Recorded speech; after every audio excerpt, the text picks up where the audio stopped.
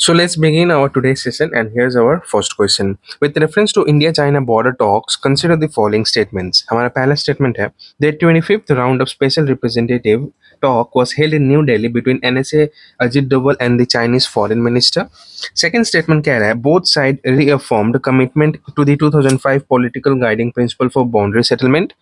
And third statement है, an expert group was agreed upon last year under the working mechanism for consultation and coordination WMCC on border affairs. हमें बताना है कितने statements हमारा correct है. सो इसका answer क्या हो जाएगा? करेक्ट आंसर तीनों स्टेटमेंट में से कितने स्टेटमेंट्स हमारे सही हो जाएंगे? सो आंसर हो जाएगा ऑप्शन बी, दैट इज हमारा सिर्फ दो स्टेटमेंट्स करेक्ट है. और कौन कौन से वो दोनों स्टेटमेंट हो जाएगा? ये हो जाएगा हमारा second statement and third statement correct है. फर्स्ट स्टेटमेंट यहाँ पे हमारा गलत है, क्योंकि हमेशा ऐसा देखा जाता है कि कहीं भी अगर मान लो आप कोई मीटिंग वगैरह हो रहा है तो एग्जाम में ज़्यादा पॉसिबल चांसेस ये है कि आपका प्लेस जो है जहाँ पे वो कंडक्ट करा गया था, होस्ट करा गया था, वो गलत पूछा जाता है, चेंज कर दिया जाता है, राइट? जो कि हमने स्टेटमेंट वन में कर दिया है, यहाँ पे किया हुआ है, राइट? क्योंकि ये न्यू दिल्ली में कंडक्ट नहीं हुआ था, ये कहाँ पे कंडक्ट करा गया था? ये बीजिंग में हुआ था. Okay, that's why our first statement becomes incorrect. और एग्जाम में भी ऐसे ही आपको कंफ्यूज करा जाता है. सेकंड स्टेटमेंट हमारा करेक्ट है एंड थर्ड स्टेटमेंट भी बिल्कुल भी करेक्ट है. एक चीज़ आप लोग यहाँ पे एक और ध्यान रखना, क्योंकि यहाँ पे स्पेशल रिप्रेजेंटेटिव टॉक एसआर जो होता है और डब्ल्यूएमसीसी, ये दोनों डिस्टिंक्ट है. ओके, सो यहाँ पे भी कंफ्यूज मत करना. सिमिलर बोल के अगर कंफ्यूज करा जाएगा तो वो गलत हो जाएगा, क्योंकि ये दोनों डिस्टिंक्ट है, दोनों बॉर्डर्स मैनेजमेंट से ही रिलेटेड है, but they are distinct. Leadership role में ये दोनों डिफरेंट है. ओके,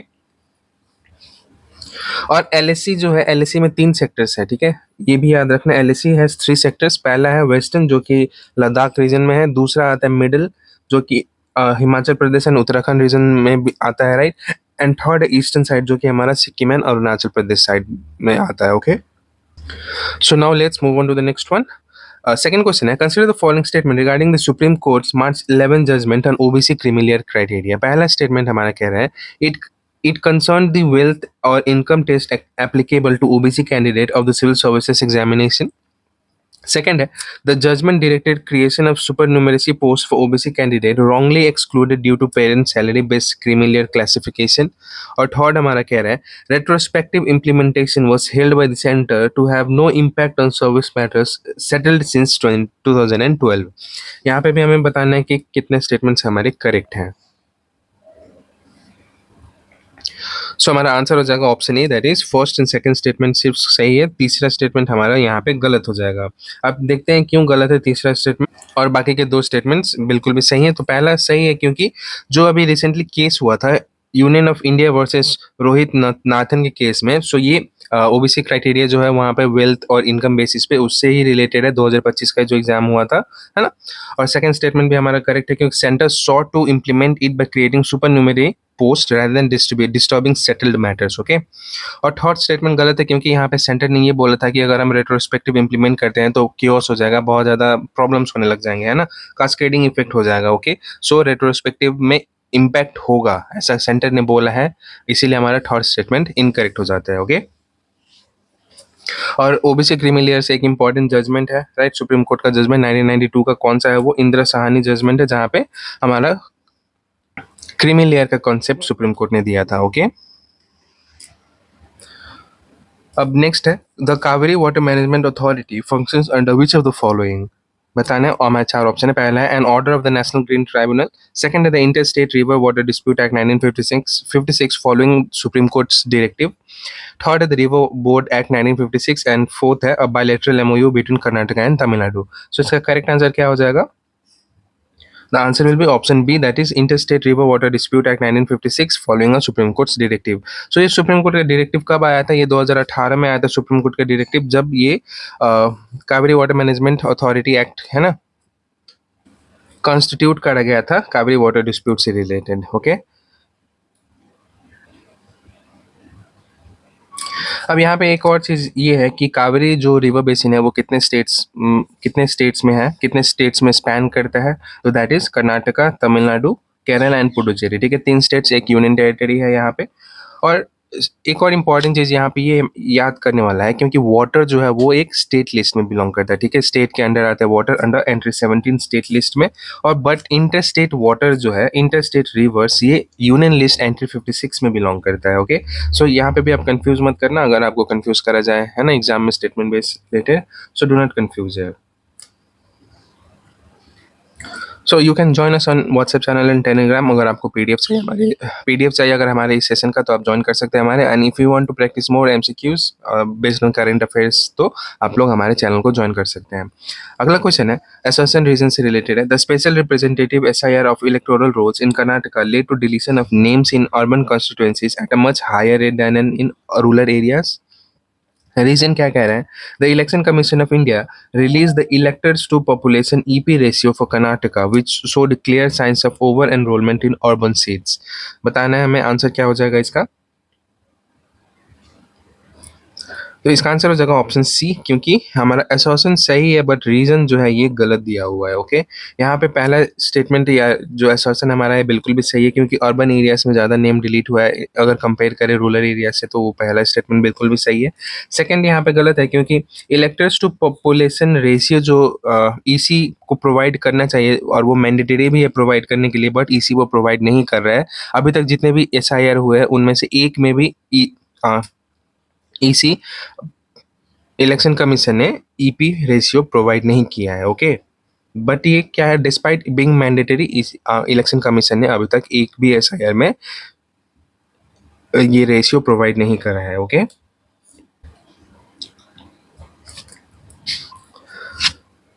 हमारा नेक्स्ट क्वेश्चन है, with reference to assisted reproductive technology regulation act mention in the recent Rajasthan case, consider the following statement. पहला स्टेटमेंट कह रहा है, the act was enacted in 2021 and regulates ART clinics, ART banks and surrogacy clinics. यहाँ पे ART का full form क्या है? Assisted reproductive technology. Okay, second statement है, sex selective ART procedures are prohibited by law in India. And third statement कह रहा है, the act empowers the state government to suspend registration certificates of ART और surrogacy facilities found violating rules. Correct statement बताने हैं कितने statement हमारा correct हो जाएगा यहाँ पे। So the correct answer is option C, यहाँ क्योंकि हमारे यहाँ पे तीनों ही स्टेटमेंट क्या है, करेक्ट है। पहला स्टेटमेंट बिल्कुल भी सही है हमारा, क्योंकि एआरटी जो है ये 2021 में इसको रेगुलेट इंट्रोड्यूस करा गया था। Okay, assisted reproductive technology regulation act 2021। Second statement भी करेक्ट है, क्योंकि सेक्स सेलेक्टिव हमारे इंडिया में बैन है, राइट, हम it is completely band, statutory ban लगाया गया है on any form of sex selection and sex selective ART procedures. Okay, third statement भी हमारा करेक्ट है, क्योंकि राजस्थान गवर्नमेंट ने अभी रिसेंटली 9 ऐसे जो क्लिनिक्स हैं उनको उनका रजिस्ट्रेशन लाइसेंस कैंसिल सर्टिफिकेट को जो है वो कैंसिल कर दिया है। Okay, 9 registration certificates of hospitals, ART clinics, banks and surrogacy clinics under this act को क्या कर दिया, सस्पेंड कर दिया। ओके, अब एक चीज़ इंपॉर्टेंट यहाँ पे ये है, क्योंकि ये जो अभी सस्पेंड करा है ना, तो क्यों करा है, तो क्योंकि ये लोग क्या कर रहे थे, ब्लू कलर्ड फीटस इमेजरी एड दिखा रहे थे। ओके, और जो कि क्या करता है, एक prima fascia promote sex selection promote कर रहा था, उस कारण से ये लाइसेंस कैंसिल कैंसिल करा गया है। ओके, चलिए फिर अगला क्वेश्चन डिस्कस करते हैं। With reference to collegium system of judicial appointments in India, consider the following statements. पहला स्टेटमेंट कह रहा है, it was created through a series of Supreme Court judgment not by a constitutional provisions. Second है, the second जजेस case 1993 shifted appointment primacy to collectively formed opinion of the CJI and senior judges. And third statement हमारा है, the collegium has since November 2024 stopped naming which member took part in a decision or disclosing reasoning. Okay, हमें बताना है कितने statements हमारा correct है यहाँ पे। सो करेक्ट आंसर है ऑप्शन डी, यहाँ पे हमारा क्या है, तीनों ही स्टेटमेंट जो है ये करेक्ट हो जाता है। कोलेजियम सिस्टम जो है ये डेवलप हुआ है थ्रू फेजेस ऑफ जजेस केस, जैसे कि फर्स्ट जजेस केस, सेकंड, थर्ड, है ना। सो कंफ्यूज मत करना इसको, either bye confusing it with statutory law या फिर कॉन्स्टिट्यूशन से आप लोग कंफ्यूज मत करना, क्योंकि क्या है ये इवॉल्व हुआ है, ठीक है, जजेस केस, कलेजियम सिस्टम इवॉल्व हुआ है थ्रू जजेस केसेस, ठीक है, फर्स्ट जजेस केस, सेकंड, थर्ड, ऐसे करके इवॉल्व हुआ है, ओके। एंड सेकंड स्टेटमेंट हमारा करेक्ट है, क्योंकि सेकंड जजेस केस जो हुआ था 1993 में, इसने शिफ्ट कर दिया था primacy, including CJI and senior most जजेस जो है सुप्रीम कोर्ट के, उनसे रिलेटेड, ओके। एंड थर्ड भी हमारा करेक्ट है, क्योंकि नवंबर 28 2024 के बाद से सुप्रीम कोर्ट ने क्या करना बंद कर दिया, पब्लिश करना बंद कर दिया है, ठीक है। Resolutions have stopped naming members or reasoning, okay. So ये सारे स्टेटमेंट्स हमारे यहाँ पे करेक्ट हो जाता है। मेन कंफ्यूजिंग पॉइंट तो हमने डिस्कस कर लिया है ना, क्योंकि जजेस केस इवॉल्व हुआ है, right, not through statutory law और कॉन्स्टिट्यूशन इटसेल्फ बट थ्रू जजेस केसेस, ओके। सो यहाँ पे मेन इंपॉर्टेंट चीज यही है, आप कंफ्यूज मत करना, ओके। और सीजीआई का office comes under RTI as well, okay. ये भी याद रखना कि CGI office was held to fall under RTI act in CPIO versus Subhash Chandra Agarwal case 2019 में, ओके। केस में इंपॉर्टेंट हो जाता है यहाँ पे कौन से केस में सीजीआई का ऑफिस पूछा जाए अगर, तो वो हो जाएगा CPIO versus Subhash Chandra case, and whether CGI office falls under RTI और not, so it falls under the RTI act, okay. So please remember this points. अगला क्वेश्चन है, consider the following statement regarding demand for an NRC type mechanism in Manipur. पहला statement है, a section of Manipuri civil society groups has demanded that census-related activities be postponed until citizenship concerns are addressed. Second, they have demanded that any citizenship verification exercise use 1951 as the base year. And third statement कह रहा है, the demand is linked to concerns over unregulated migration from Manipur following the abolition of free movement regime. हमें बताना है कितने statements हमारा correct है out of first, second and third statement. So correct answer हो जाएगा option B, that is only two statements are correct. और वो कौन कौन से स्टेटमेंट है, ये है हमारा पहला स्टेटमेंट और दूसरा स्टेटमेंट सही है।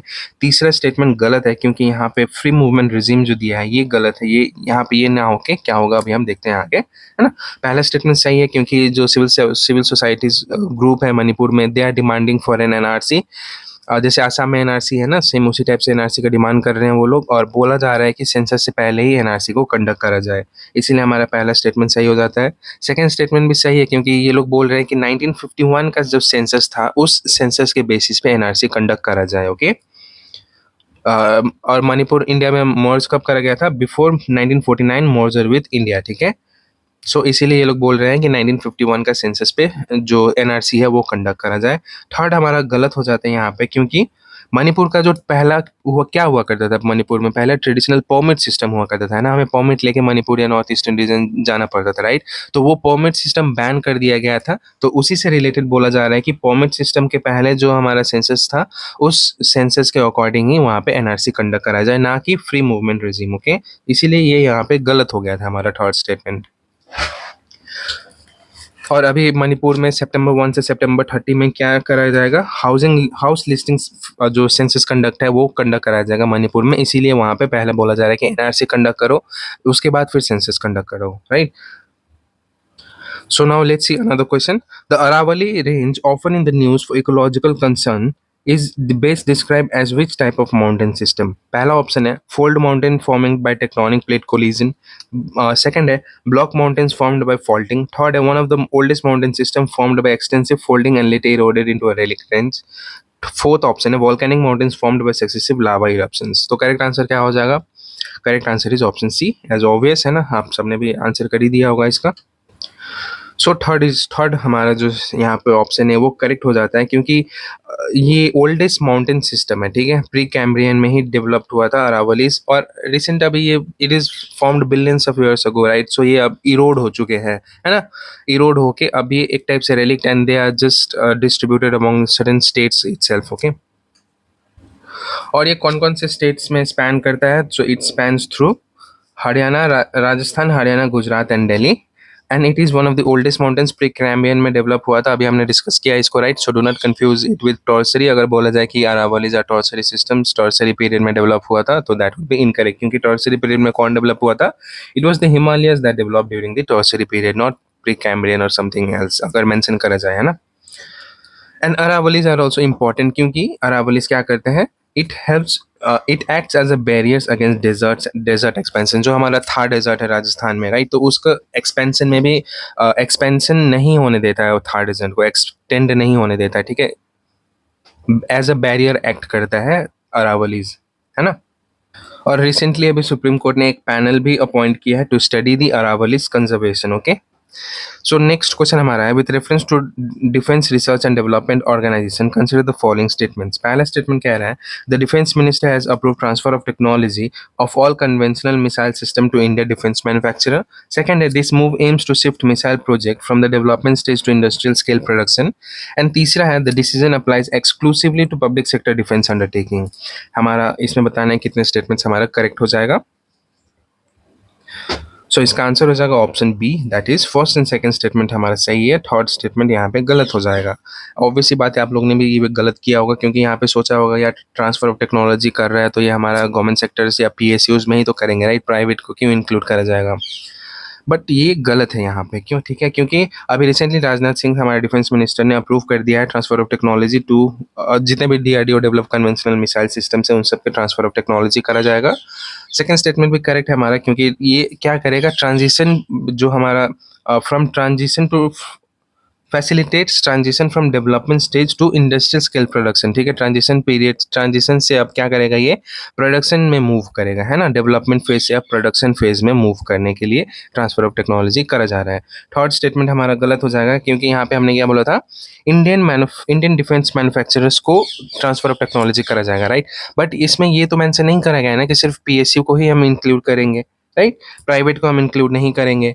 तो यहाँ पे क्या है, यहाँ पे प्राइवेट को भी इंक्लूड कराया गया along with PSUs. So do not confuse है, ठीक है। इंडियन डिफेंस मैन्युफैक्चरर का मतलब ये नहीं है कि सिर्फ और सिर्फ पीएसयूज हैं, ठीक है। इसमें जो प्राइवेट प्लेयर्स जो है, प्राइवेट इंडस्ट्रीज जो है, उनको भी इंक्लूड करा जा रहा है। Okay, so now that's all for this question. Now let's move on to the next one. The National Security Strategy Conference (NSCC) mentioned in the news recently is organized by which body? ये कौन सा body organize करता है? Options है National Security Council Secretariat, second है Intelligence Bureau, Research and Analysis Wing, and fourth option है हमारा Ministry of Home Affairs directly without any nodal agency. So correct answer हो जाएगा option B, that is Intelligence Bureau. Intelligence Bureau conduct कराता है National Security Strategy Conference, है ना। And intelligence bureau जो है ये हमारे इंडिया का इंटरनल सिक्योरिटी हैंडल करता है, देखता है, राइट। और रॉ के साथ कंफ्यूज मत करना आईबी को, क्योंकि IB is responsible for the internal security, ठीक है। और रॉ किसके लिए रिस्पॉन्सिबल है? Raw is responsible for external security of India. Okay, so do not confuse between IB and raw, इनके रोल्स के बारे में, है ना। So now let's move on to the next one. With reference to the debate on theaterization of Indian armed forces, consider the following statements. पहला statement है, India's Air Force currently favors flexibility over fixed theater commands, unlike centralized model used against Pakistan. Second, an integrated battle groups is a joint formation involving inter-services coordination for territorial defense. And third statement, the United States has made joint posting mandatory for military officers to encourage jointness. So what would be the answer here? Correct answer बताना है, क्या हो जाएगा। So हमारा correct answer है option D, that is all the three statements are correct. So अभी theatrisation मतलब क्या होता है थिएटराइजेशन का? तो थिएटराइजेशन क्या है, एक प्रोसेस है that integrates the army plus navy plus air force, ठीक है। आर्मी नेवी एयरफोर्स को क्या करता है, under a single command, under a unified unified command, ठीक है। सो रिमेंबर दिस, थर्डराइजेशन का मतलब क्या? It integrates the army navy air force under a single unified command for a specific geographical region और ऑपरेशनल जोन, ठीक है। स्पेसिफिक जोग्राफिकल रीजन और operational zone, है ना, ये है थिएटराइजेशन का मतलब। और यहाँ पे हमारा पहला स्टेटमेंट सही है, क्योंकि यहाँ पे आईएएफ क्या बोला गया है, it favours operational flexibility over fixed commands, ठीक है। इसलिए हमारा पहला स्टेटमेंट सही हो जाता है। सेकंड स्टेटमेंट भी सही है, क्योंकि यहाँ पे इंटीग्रेटेड बैटल ग्रुप्स के बारे में बात करा गया है, along with the actual line of control reflecting a joint formation concepts. And third अभी हमारा करेक्ट है, क्योंकि यूएस में क्या करता है, it integrates the army navy US into a single command zones, ठीक है, फॉर द जॉइंटनेस के लिए, ताकि वो लोग बेटर अच्छे से कोऑर्डिनेट कर सके। अगर इंडिया में पूछा जाए इंडिया में थिएटराइजेशन है, तो इंडिया में थिएटराइजेशन नहीं है, अभी तक टोटली इंटीग्रेट नहीं करा गया है तीनों को, ठीक है। सो इंडिया में थिएटराइजेशन अभी इम्प्लीमेंट नहीं करा गया, it still remain under debate, okay, not yet adopted, so please do not confuse here. अब चीफ ऑफ डिफेंस स्टाफ जो है, ये 2019 में स्टैब्लिश करा गया था to put tri services integration, but अभी it's still under the debate, totally integrate नहीं करा गया अभी, ओके। सो हमारा अब अगला क्वेश्चन है, the Gobardhan scheme recently revamped by the union cabinet is primarily associated with which of the following. पहला ऑप्शन है the promotion of solar rooftop installation in rural areas, second है galvanising organic bio agro resources for compressed biogas CBG production, third है ground water recharge through rain water harvesting structures, and हमारा last option fourth है distribution of subsidise LPG to BPL houses. Correct answer क्या है? Correct answer तो जैसे सबने यहाँ पे ऑलरेडी कर ही दिया होगा, right, that is option B, galvanising organic bio agro resources for compressed biogas production. Okay, option B is the correct answer यहाँ। अब यहाँ पे रिसेंटली यूनियन कैबिनेट ने आउटले कितना का अप्रूव किया है for the biogas, it is 23,731 crore, valid till 2036। Okay, कब तक वैलिड है? 2036 तक वैलिड है। और ये कौन कौन से फीड स्टॉक को सपोर्ट करता है? तो it support feed stocks like press mud, agricultural residues, cattle Dang for compressed biogas plants, है ना। और एक चीज़ और इम्पॉर्टेंट है यहाँ पे, क्योंकि सीबीजी को क्या करा जा रहा है, ब्लेंड करा जाएगा सीएनजी या पीएनजी के साथ, कितना percent? So 3%, 4%, 5% over financial year 27 to 29 में इतना परसेंट ब्लेंड करा जाएगा विथ सीएनजी और पीएनजी के साथ। Okay, so now let's move on to the next one. With reference to China's Chang'e 7 lunar mission, consider the following statement. पहला statement हमारा है, it was scheduled to launch towards the moon's south pole region. Second है, the mission was postponed to prioritize prudence, reliability and absolute mission success. And third है, launch windows for the moon's south pole differ from those typical lunar landing sites due to difference in orbital plane alignment. कितने statements correct हमें बताना है यहाँ पे, तो answer क्या हो जाएगा इसका? आंसर हो जाएगा option C, that is all three statements are correct here. Chang'e 7 lunar mission सब हम सबको पता ही है ना कि ये चाइना का लूनर मिशन है, and it was designated for south pole अभी रिसेंटली, ठीक है। साउथ पोल पे, साउथ मून्स का साउथ पोल को टारगेट कर रहे थे चाइना भी। क्यों साउथ पोल को ही सब टारगेट करता है? क्योंकि साउथ पोल जो है, साउथ पार्ट जो है मून का, वो विजिबल नहीं रहता है, राइट। वो मैक्सिमम टाइम क्या रहता है, it is out of the sun, sun का रे भी नहीं जाता है वहाँ पे, है ना। तो वहाँ पे पानी या वाटर आइस का पॉसिबिलिटी ज़्यादा है, इसीलिए we all try to find the possibility of water on moon through the south pole of the moon. Okay, second statement हमारा करेक्ट है, क्योंकि चाइना ने पोस्टपोन कर दिया था अब ये मिशन को रिसेंटली। एंड थर्ड स्टेटमेंट भी हमारा करेक्ट है, क्योंकि साउथ पोल पे लैंड करने के लिए जो अलाइनमेंट होता है वो डिफरेंट होता है, ठीक है। क्या अलाइनमेंट होना चाहिए? 5.1 डिग्री टिल्ट होना चाहिए, ठीक है। 5.1 डिग्री टिल्ट होना चाहिए विथ रिलेटिव टू किसके साथ? अर्थ ऑर्बिटल प्लेन के साथ, ठीक है। यहाँ पे आपको कंफ्यूज मत करना, 5.1 degree tilt with relative to earth orbital plane. Okay, आपको यहाँ पे भी कंफ्यूज करा जा सकता है, so please remember this points. And our next question is assertion relation से related है। Assertion है, the Allahabad High Court held that wearing a headscarf is not an essential religious practice of Islam. And second reason क्या कह रहा है? The essential religious practice doctrine allows courts to examine whether a practice is so fundamental to a religion that its prohibition would change the religion's very nature. ठीक है, so हमें बताना है क्या हो जाएगा इसका correct answer. So the correct answer for this question will be option A, that is both A and R are true and R is the correct explanation of A. अब यह रिसेंटली न्यूज़ में भी था, right, कि Allahabad high court ने बोला है कि वेयरिंग हेड स्कार्फ और जिसको हिजाब बोला जाता है, इट इज़ नॉट, क्या बोला गया, it is not essential to Islamic faith. Okay, और ये सिमिलर ऐसा जजमेंट आया था Bombay and Karnataka high court का भी रूलिंग कुछ टाइम पहले, राइट। अब रीजन भी सही है, क्योंकि एसेंशियल जो रिलीजियस प्रैक्टिस होता है, ईआरपी डॉक्ट्रिन होता है, ये इवॉल्व हुआ है by evolve by court under article 25, जो कि हमारा फ्रीडम टू रिलीजन है, राइट। उसी आर्टिकल के थ्रू ईआरपी इवॉल्व करा गया है, and it helps the courts to determine whether certain practices जो है क्या वो एसेंशियल है हमारे रिलीजन से रिलेटेड या नहीं है। ओके, सो कंफ्यूज मत करना यहाँ पे, सारे ही पॉइंट्स कंफ्यूज मत करना कि ईआरपी जो है कैसे इवॉल्व हुआ, नहीं हुआ। तो it has evolve through article 25 by the courts itself, and it helps the court to decide whether certain practices are essential in our religion और नॉट। ओके, और ईआरपी डॉक्ट्रिन कब स्टार्ट हुआ था? तो ये ट्रेस कर सकते हैं हम, सिरूर मठ केस जो हुआ था 1954 में, वहाँ से ट्रेस करा जा सकता है ईआरपी को। Okay, so now our next and final and last question for this today's session. With reference to term used in the RBI's State of Economy Bulletin, consider the following. Okay, पहला है headline CPI inflation, core inflation and WPI, और meaning क्या दिया गया है? पहला है overall inflation including food and fuel, second है inflation excluding food and fuel, and third है wholesale level price inflation. So हमें बताना है कितने यहाँ पे करेक्टली मैच्ड है। करेक्टली मैच नहीं, हमें मैच करके बताना है, ठीक है। तो इसका आंसर क्या हो जाएगा, इसका आंसर हो जाएगा ऑप्शन ए, क्योंकि headline CPI inflation correctly match है, यही होगा इसका आंसर। कोर इन्फ्लेशन का भी है, क्योंकि कोर इन्फ्लेशन में हम क्या कर देते हैं, फूड एंड फ्यूल को हम रिमूव कर देते हैं। क्यों रिमूव करते हैं, क्योंकि फूड एंड फ्यूल जो है ये क्या है, ये वोलाटाइल है, ठीक है, चेंज होते रहता है, इसीलिए हम इसको रिमूव कर देते हैं ताकि हमें एक स्टेबल कोर इन्फ्लेशन मिल सके, है ना। एंड डब्ल्यूपीआई तो पता ही है, होलसेल लेवल प्राइस इन्फ्लेशन के लिए यूज करा जाता है, राइट।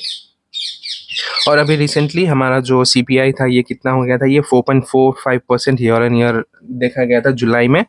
और एक और चीज़ यहाँ पे ये इंपॉर्टेंट है, क्योंकि हमारा जो आरबीआई का इन्फ्लेशन टारगेट रहता है वो कितना रहता है, ये रहता है +4 ±2%। ओके, इससे हमें क्या पता चलता है, इससे हमें टॉलरेंस बैंड पता चलता है कि आरबीआई का को इन्फ्लेशन का टॉलरेंस बैंड कितना है। तो ये है +2% से लेके 6% तक, ठीक है। 2 से लेकर 6% तक टॉलरेंस बैंड है, और ऐसे अगर इन्फ्लेशन का टारगेट कितना रखता है तो 4 +-2%। Okay, so that's all in this session. You can join us on Telegram and WhatsApp as well on our channels. I hope आपको हमारा वीडियो पसंद आया हो, पसंद आया तो लाइक करें, कमेंट करके बताएं और शेयर करें अपने फ्रेंड्स के साथ भी, एंड सब्सक्राइब करना ना भूलें ताकि आपको हमारे ऐसे सेशंस का नोटिफिकेशन मिलते रहे। So let's see you all in another session.